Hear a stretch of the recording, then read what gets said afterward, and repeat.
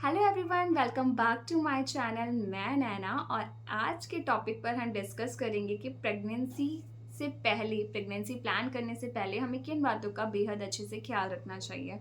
तो बिना time waste किए हम सीधा पॉइंट्स पर आते हैं कि क्या क्या चीज़ों का हमें ध्यान रखना है जब हम प्रेगनेंसी प्लान कर रहे हैं। सो फर्स्ट थिंग रहती है हेल्थ चेकअप। हमें अपनी प्रेगनेंसी प्लान करने से पहले एक बार हेल्थ चेकअप करा लेना चाहिए, जिससे कि हमारी बॉडी में अगर कोई भी किसी भी टाइप की प्रॉब्लम है, बीपी का इशू है, शुगर की इशू है, थायराइड है, हीमोग्लोबिन कम है, ज़्यादा है, कोई विटामिन की कमी है, तो उसके टैबलेट्स हमें डॉक्टर पहले से ही आपको सजेस्ट कर देते हैं कि आप इन टैबलेट्स को कुछ टाइम लो, उसके बाद प्रेगनेंसी प्लान कर लो। या फिर कई बार अगर बहुत ज़्यादा भी नहीं होता है तो वो साथ ही साथ चलती रहती है आपकी मेडिसिन, और आप उस बीच में प्लान भी कर सकते हैं, कोई इशू नहीं रहता है।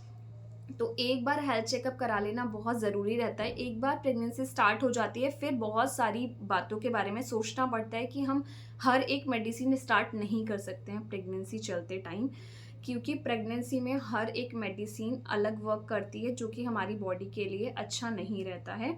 इसीलिए हमें सबसे पहले अपनी बॉडी का एक हेल्थ चेकअप करा लेना चाहिए, जिससे कि जो भी प्रॉब्लम्स हैं हमारी बॉडी के अंदर वो हमें पहले ही कंफर्म हो जाए, और अगर कोई भी प्रॉब्लम नहीं है तो हम अपनी प्रेगनेंसी को स्टार्ट कर सकते हैं आगे। सेकेंड थिंग रहती है फाइनेंशियली स्ट्रांग रहना, क्योंकि एक बार आपने कंसीव कर लिया तो ज़रूरी नहीं है कि जैसे सबकी प्रेगनेंसी नॉर्मल चल रही है वैसे ही हमारी भी चले।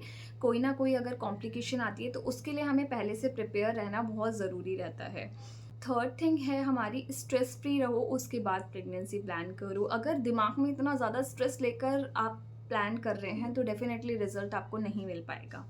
फोर्थ थिंग रहती है आपको एक्सरसाइज पर फोकस करना है। वैसे तो एक्सरसाइज ज़रूरी नहीं है कि आप प्लान कर रहे हैं तभी एक्सरसाइजेस करेंगे, एक्सरसाइज तो हमें डेली रूटीन में करनी होती है, लेकिन फिर भी हम लोगों के पास कभी कभी टाइम नहीं हो पाता है, बहुत ज़्यादा शेड्यूल हमारा बिजी चल रहा होता है, तो उस टाइम पर हमें ध्यान रखना है कि हमें थोड़ी बहुत हल्का फुल्का वर्कआउट कर लेना चाहिए।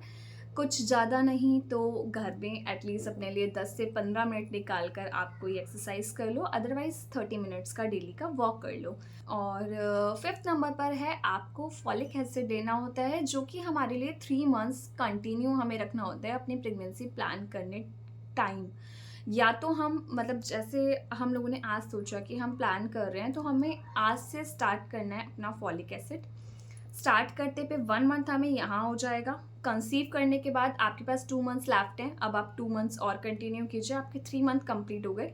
तो 3 मंथ हमारा फॉलिक एसिड हमें लेना होता है, ये मैंडेट है।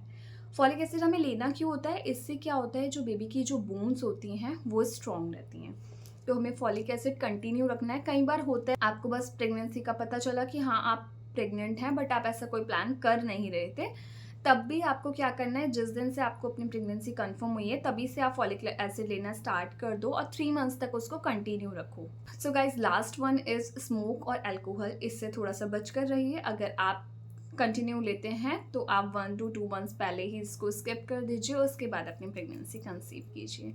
थैंक यू सो मच, आज की वीडियो में इतना ही। आई होप कि वीडियो आपके लिए हेल्पफुल रही होगी। अगर हेल्पफुल रही है तो please like my video, subscribe my channel, और मिलते हैं आपसे नेक्स्ट वीडियो में। Bye bye.